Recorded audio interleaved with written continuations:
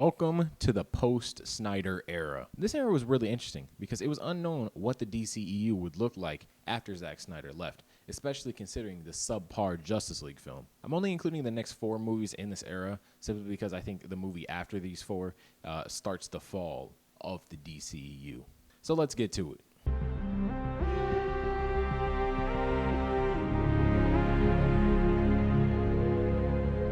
Jason Momoa's Aquaman inspired me to do a little bit of Thirst Trap. How y'all like it? The little V-neck going on right here.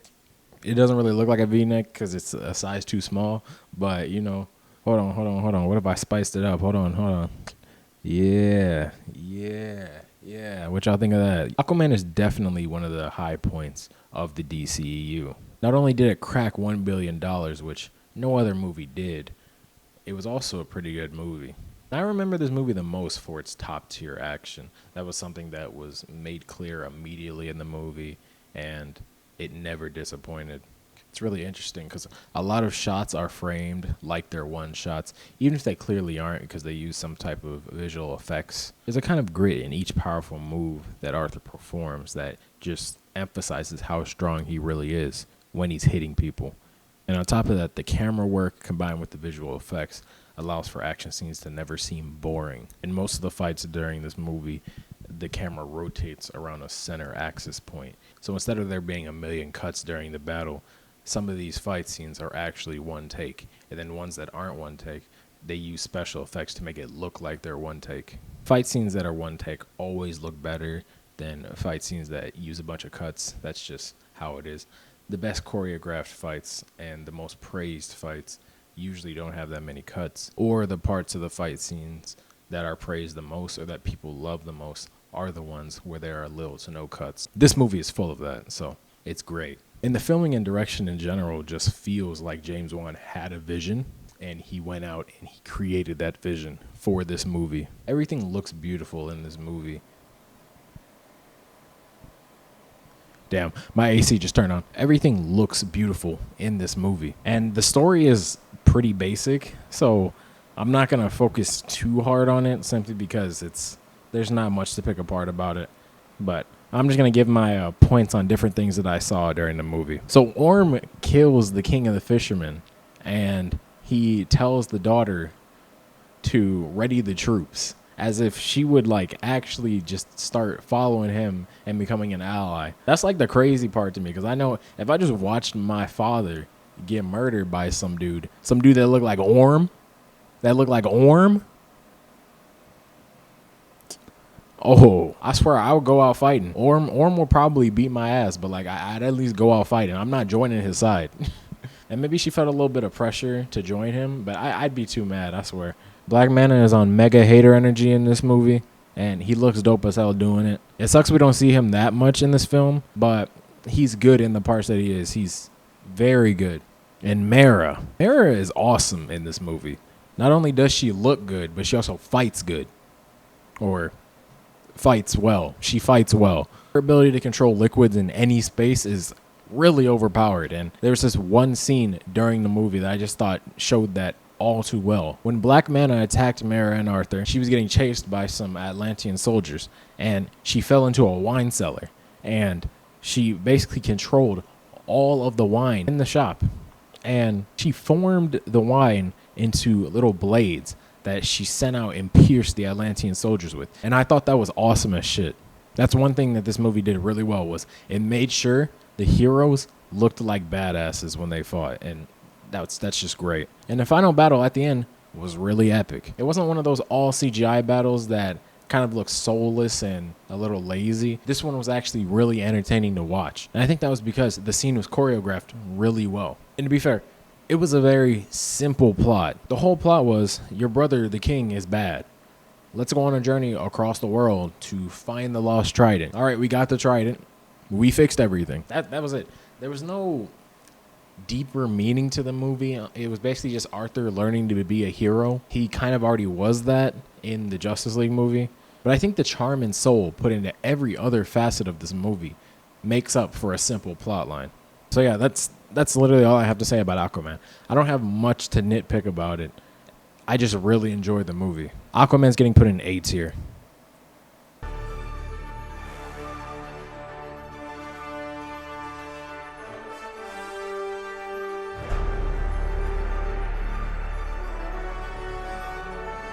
I'm thirsting even more today. You're just going to have to forgive me. I didn't feel like putting on a shirt, so I've got a robe. Back in high school when I watched Shazam, I was definitely much more critical than most people were.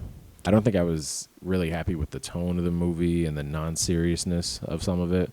But this time around, I actually thought it was pretty good. There's paint in my fucking water. What the fuck?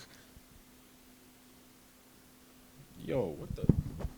For starters, though, the wizard, played by the guy whose name I can't pronounce, he's basically kidnapping children across the world and testing if they're worthy by seeing if they can control their temptation. That's the dumbest shit I've ever heard. Every single child will fail that. And I mean, that's basically what they demonstrate in the movie, right? But I feel like no one calls him out for his dumb fuckery. Like, just think about it for a second. Children don't even understand the consequences of their actions sometimes. You think they're going to understand a concept like temptation? Dumbass wizard, for real. But yeah, they basically demonstrate that he's a dumbass because not a single child passes the test, and he goes decades without being able to find someone worthy to take his power. So he becomes desperate, and he just gives it to the next person he kidnaps, which ended up being Billy Batson. That shit is reckless as hell. I'm sorry. That's just... Because let's be real. The scene where Billy gets his powers as Shazam, it didn't feel like he earned them in any way, or he was even, like, tested to make sure that he was worthy of these powers. The wizard basically was just like, here, I'm giving you my powers. And Billy was like, I don't know if I want those. And then the wizard basically forced him to take his powers. Bro, insanely reckless. Billy could have been some, like, psychopathic kid who would have used those powers for, like, crazy bad shit. But he didn't care. He just wanted to give his powers to someone. That's terrible. It almost feels like the writer kind of just forgot to write how Billy gets his powers. And at the last second, they were like, fuck it. He just gives it to him. It feels lazy. Especially since there's no real reflection on whether or not Billy was actually worthy of these powers. And I don't think we see the wizard again during this movie. So it seems like a throwaway scene to give him his powers and get the movie rolling, which is not how you want to do this. One thing that I really love about this movie is that Billy is so bent on finding his mom. Someone that he just thinks lost him when he was younger. He holds on to this thought that his mom is still an amazing person that still loves him and would want him to come home. And I think this part of the movie was handled really well. This is one part I even liked in high school where he found his mom, obviously with the help of his new family. He found his mom, he goes to see her, and she says, "You're doing well without me." Basically rejects him. I do wish we spent more time on Billy's reflection after being rejected. It seems like immediately he jumps to being all for his family. I guess he has to because they were currently being kidnapped by the main villain. But I feel like if we get at least like one more scene with him just kind of reflecting on the fact that his mom basically rejected him, it would improve that whole arc even more. But nonetheless, I really like this story arc. Something that was such a huge issue in Shazam! Fury of the Gods that made me almost consider whether or not this movie also had that issue was the acting contrast between Zachary Levi and Asher Angel. Asher Angel is the actor for Billy Batson when he's a teenager, and Zachary Levi plays Shazam. I feel like the difference in personality in this movie is much less than in the second one, but nonetheless, it's still completely different. Zachary Levi is very animated. He really tries to get it through to your head that he's a child in a man's body, while Asher Angel is kind of reserved in his movements, a lot more constricted, I guess. And in this movie, he does make a few quips that does kind of lean into it fitting his character more when Zachary Levi makes these same quips, but it's not enough to match Zachary Levi's energy, and it really does feel like you're watching two different characters that share a body. I think it makes us forget at times that we're supposed to be looking at the same character, but the humor seems to overshine it because the humor in this movie is pretty good, but I think it makes us forget that the contrast between the two characters is really bad. It's too much. I feel like that should have been one of the most important things about the character, is making sure that both actors are on the same level when it comes to how they act. But it's whatever. Feels like one of those lazy oversights that they may have had during this movie. Let's talk about Dr. Savannah. That motherfucker is fire. And I hadn't seen this movie since I was in high school, so everything that he did just threw me off. Like, that motherfucker threw his brother out of a skyscraper. When I saw that the first time, I was visibly shocked. Like, I did not see that coming. But I applauded more for him doing that, just because it shows that he doesn't really hold back. Like, he literally tries drowning Billy as he's a child. Like, bro had no remorse, just straight ruthlessness. I think his reason for being a villain is really along the points that I was making about the Wizard and his flawed philosophy in finding a new champion. It's stupid to look to kids for someone worthy of that type of power, because they don't even understand the things that it takes to be worthy. And on top of that, he seems to insult the children for not being worthy when they're children. It makes sense for him to want to, or at least be hung up on that, if he was told that and shown all that power from a young age. And I wish that his wizard experience could have been compared to Billy's wizard experience, because they're completely different and they don't talk about it at all. It's almost like they're trying to hide the fact that the wizard is a dumbass. But despite how much I like the villain, he's a dumbass.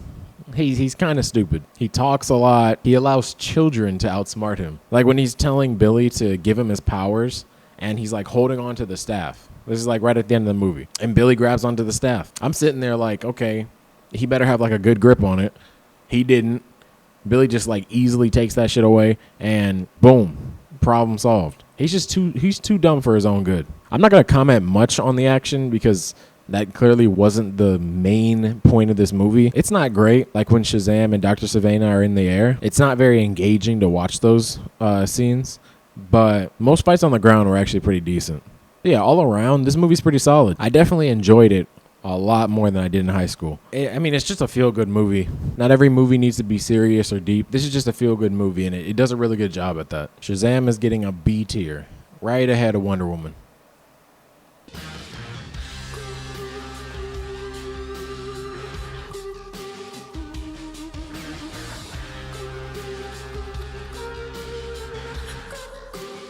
Before I even say anything else, this movie should have been titled Harley Quinn. It's her movie before anyone else's. And I think the fact that Margot Robbie's Harley Quinn was so popular, that may have been able to keep the movie from doing as poor as it did. Like, I don't understand why it's titled Birds of Prey when they are side characters in this movie. They are side characters in their own movie. Harley Quinn steals the show completely. And this, along with the fact that this movie was dropped in 2020 in the height of the pandemic, led to the fact that this movie performed so poorly. It was the first little hint that the people at Warner Brothers didn't really know what they were doing. It's really interesting how after watching The Thunderbolts, you can see where that movie may have taken some inspiration from, considering this movie is all about Harley Quinn finding her true self after being broken up with by the Joker. It's kind of weird how there are multiple comparisons between these movies. Like, at the start of the movie, in The Thunderbolts, Yelena has a monologue about how she feels empty inside. In this movie, Harley narrates how her life has gone to shit since the Joker broke up with her. They also both bombed at the box office. Like, terribly. I talk more about the fact that they changed Cassandra Cain so much, but I don't really know much about Cassandra Cain, except the fact that she's a part of the Bat family at one point, and I do recognize her character, but I didn't when I watched the movie first. But it still is really odd how they just used Cassandra Cain's name for this random girl that could have been any random girl. If you take the name away, the impact is the same for that little girl. Ewan McGregor is really funny during this movie. The thing is, Black Mask is not really portrayed as always in control or super menacing. He's a little unstable and maybe even a little insecure. But I like it because most villains are super confident in their abilities and they at least try to be menacing. The way he acts doesn't come off that way, and it's really refreshing. There's just something about an insecure and unstable villain that just hits differently in my mind. Especially that scene where he forces the girl in his club to dance on top of her table with no clothes on. That shit was crazy. final setting at Amusement Mile was genius too. It reminds me of the mission in Lego Batman at the same place. Seeing in this movie just brings back memories, especially since a lot of the environment was used in these fight scenes, which gives it even more charm. Also, the way Black Mask died was pretty fucking crazy, but I still thought it was awesome. The tone of this movie is great. It tries to mimic parts of the Suicide Squad when it comes to music, and it really, in my opinion, just feels like that first Suicide Squad movie, but a lot less dark and a lot more, I guess, happy or comical. The visuals, too. There is a lot of color in this movie. It's a lot more vibrant than most of the comic book movies that we were getting at the time, and it was so refreshing. The tone and visuals both perfectly complemented Harley Quinn, which is why this needed to be titled Harley Quinn. The action in this movie is pretty good as well. You can tell for certain fight scenes that they had a vision and they went and put that on camera. Like, my favorite fight scene was probably Harley Quinn fighting all those guys in the holding cells while the sprinklers were raining down on all of them. That scene just looked really good to me. All in all, I really liked this movie. And when it first released, I actually forgot it existed. I didn't actually watch it until a year later. So when I watched it for the first time, I really liked it. This movie, despite the massacre that people say happened to Cassandra Cain, a massacre that I do agree with, it was still full of color and creativity and passion, and it's a really good movie still. Birds of Prey is getting B tier over Shazam.